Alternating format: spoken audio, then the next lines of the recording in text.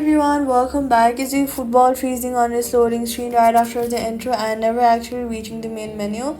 Here's the fix.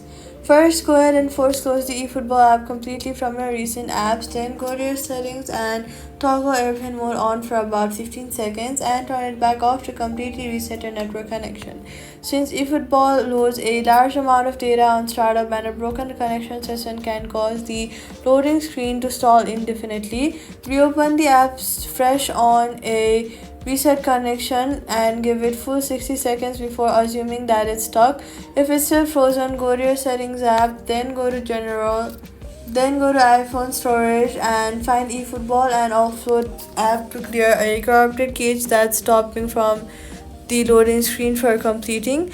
Then reinstall from the App Store. After reinstalling, go ahead and make sure you're connected to a stable Wi-Fi or cellular signal before reopening the game. So all you've got to do is airplane mode reset, force close and reopen the app, offload and reinstall on stable connection. Load eFootball loads past the screen and that's it. Subscribe.